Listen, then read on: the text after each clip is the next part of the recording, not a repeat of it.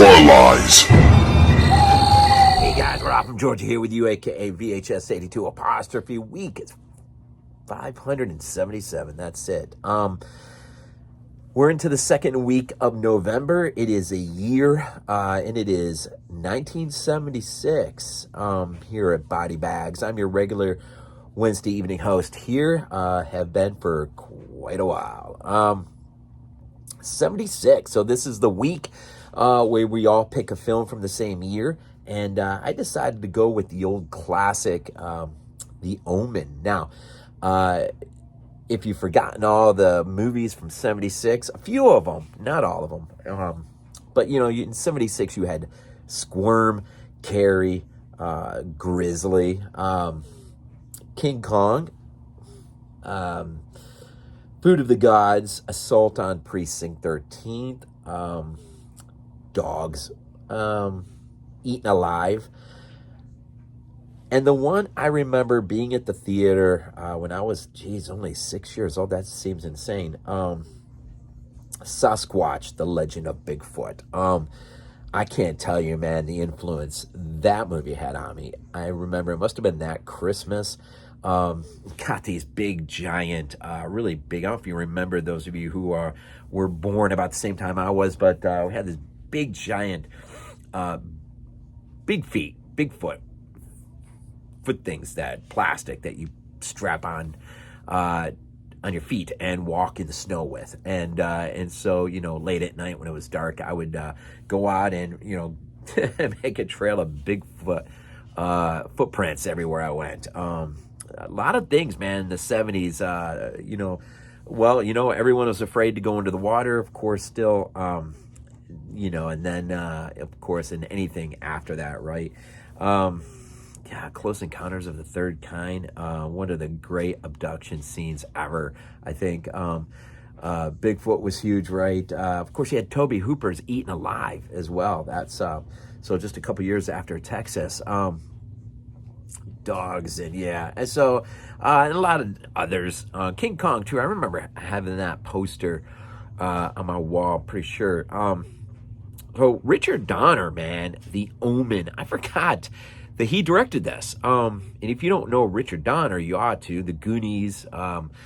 He gave us the Lethal Weapon franchise, which is awesome, and the original Superman, and of course, if you were lucky enough to grab Superman 2, the Donner cut, when that hit Walmart shelves, God, it seems like forever ago now. The Omen launched a franchise, of course, the fear of the Antichrist, and seems like it came along at the right time, because even from the biblical side of things, there were a lot of movies. I think that's when the Rapture movies came out. I can't even remember, Sound of Thunder or something like that. But it just seemed that moment, right? That moment. And so Hollywood capitalized on it quite well with just an absolutely incredible film with The Omen. And if you're unfamiliar with The Omen, which I can't imagine you would be, especially after the remake in 2006, I think, with Liev Schreiber, or Schreiber, whatever, which really sort of pale in comparison to the original. But I saw it in the theater, though, the remake. It was 4th of July.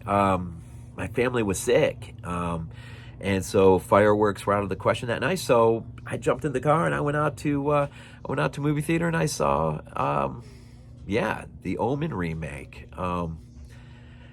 I don't recall what I really thought, other than I think I liked it at the time.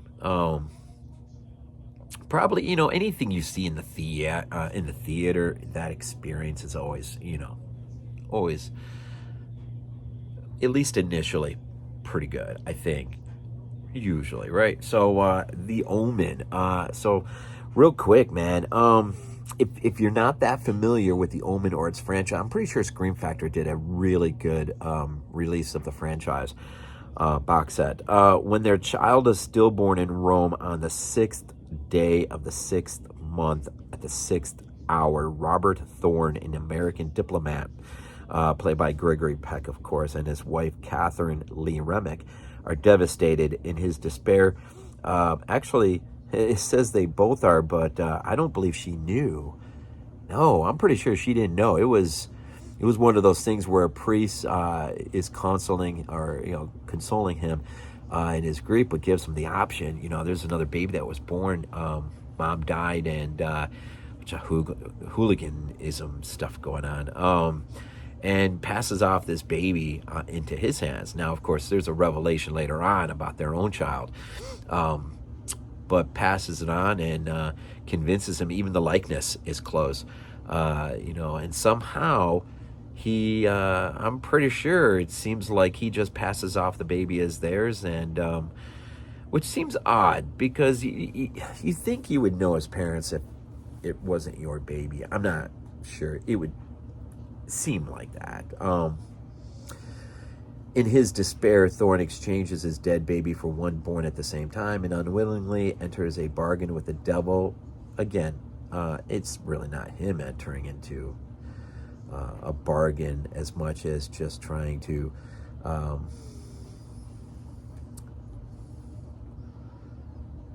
create a way where there was no way, I guess, in terms of the baby. That culminates in a series of gruesome accidents, a child destined to one day destroy the world. I gotta say, Jerry Goldsmith, man, did the score on this movie, and it is absolutely fantastic. If you need just a little reminder, Jerry Goldsmith, man, I didn't realize he gave us, he did the score for Patton and Tora. It's pretty cool. Alien, of course, Magic, Star Trek franchise. For the most of, I think, Poltergeist, Psycho 2, Gremlins, Warlock. I didn't realize he did the score to Warlock. Yeah, that's just the tip of the iceberg with Jerry, man. I'm trying to think. The cinematographer, Gilbert Taylor, I didn't realize he did Star Wars Episode 4, New Hope, which is amazing. Flash Gordon, the 79 edition or version of Dracula, Venom. Venom back in the 70s, right? Not Venom today. And David Seltzer, the writer, just an incredible script. I thought a really good job with the script. He wrote the script for Prophecy '79, the that mutant bear film. So interesting, and a hidden little Easter egg in here too. Bruce Boa, you ought to know that name. He was the Rebel Force General. Empire Strikes Back. Thorne's aide. He's Thorne's aide in this. So get into the cast real quick. David Warner is Jennings. He's the guy who's photographer who's warning the ambassador. Or at least he launches his own investigation, right? Gregory Peck, of course, leads the cast. Is Robert, and then Lee Remick, his wife Catherine, and Harvey Stevens. What a performance by him. Is Damien, the Thorne family, and Billie Whitelaw as Mrs. Baylock. And she is about as creepy as they come. And of course, we can't forget the nanny, right? Holly Palance. Epic scene. I'm not going to get really much into it. The Omen's one of those things that's so embedded in the consciousness of this country in terms of cinema. Really, it would be pretty crazy if I'm speaking to anyone now that's never seen the film. I'm actually still running with the double disc DVD collector's edition, picked up on the cheap. Well, it wasn't that cheap actually. It had to have been CD Warehouse limited edition. $7, so it really wasn't that cheap, but it's 2-disc edition, so but yeah, I think that was CD Warehouse. That was, if I would have found this at not CD Warehouse, Second and Charles, if I would have found it at CD Warehouse, it probably would have been 3 something, I would imagine 3 or 4. But anyways, the cinematography, the score, this is a movie that although deals with the birth of the Antichrist, and the franchise really shows the rise of the Antichrist. And I think it's the final conflict at the end. I'm not that familiar with the franchise in general or as a whole. But I'm pretty sure Sam Neill plays the older version of Damien in the final conflict. I don't know if he's playing him in part 3 or not. That's an interesting franchise. I'm probably intrigued to want to get into. But the Omen, there's a couple moments I thought were done really super effective.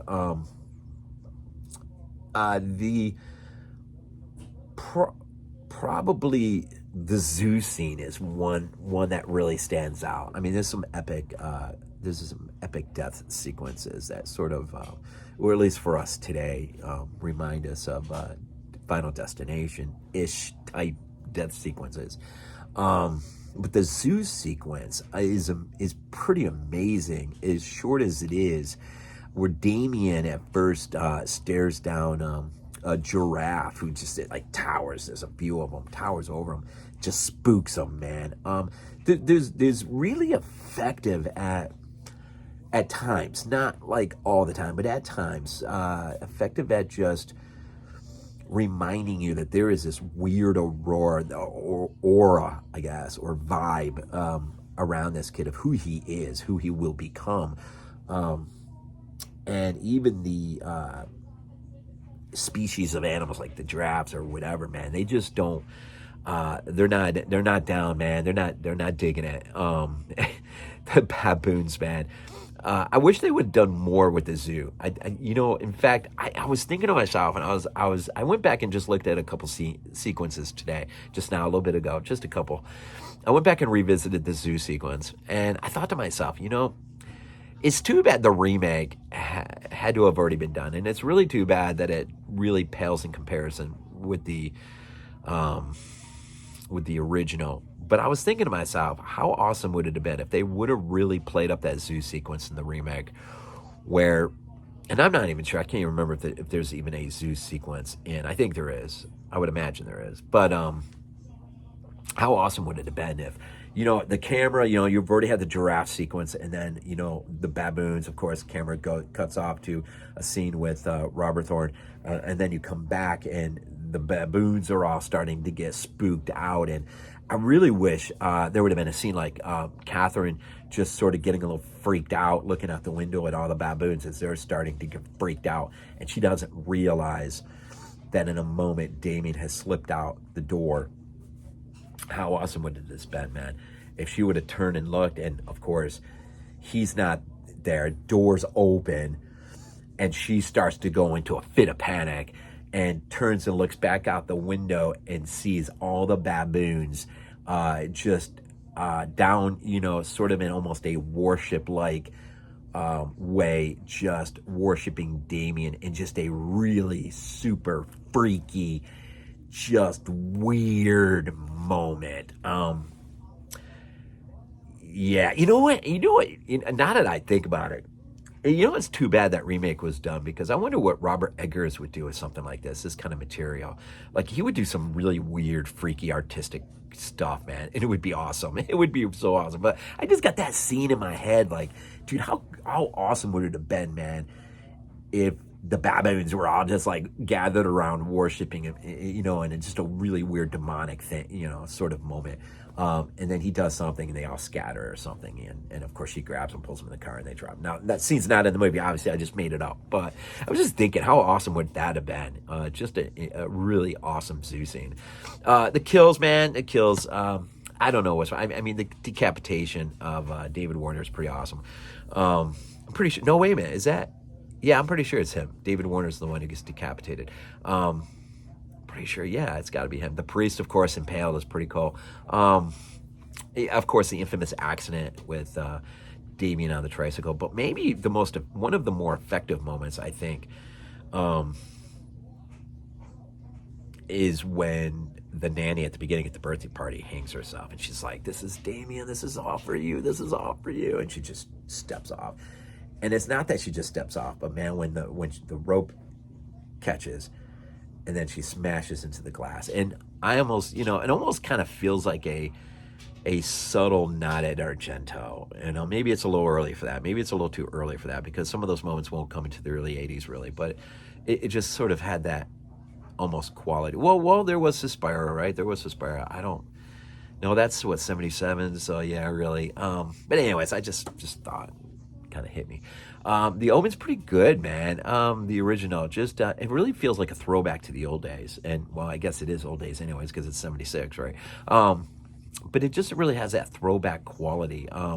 The cemetery sequence where they uncover the grave and find the reveal of Damien's origin, as well as their sons, who is supposedly stillborn. Is that whole sequence is great. The use of the dogs is really great. Baylock's freaking awesome. She's so good in this movie. So freaking nut. Just a nut job.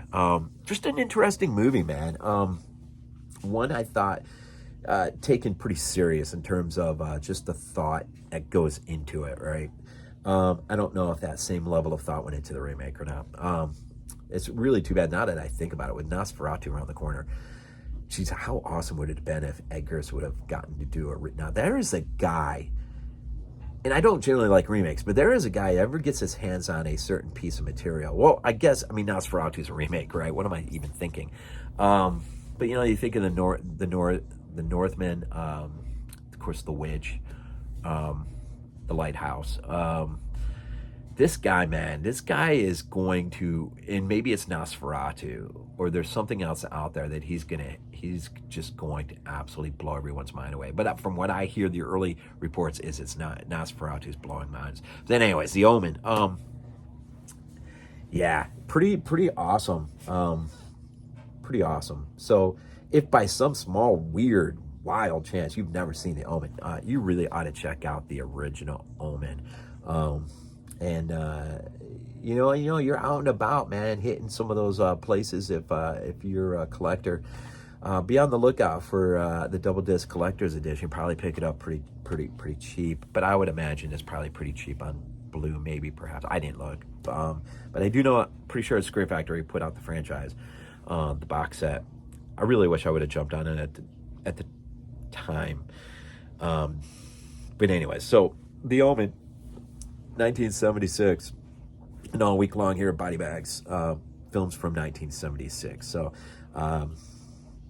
well, I was gonna say my dogs, but they did not fare well against Ole Miss. What a miserable night that was. But the Bills are on today. I'm not sure how they're doing because it's not on TV as usual.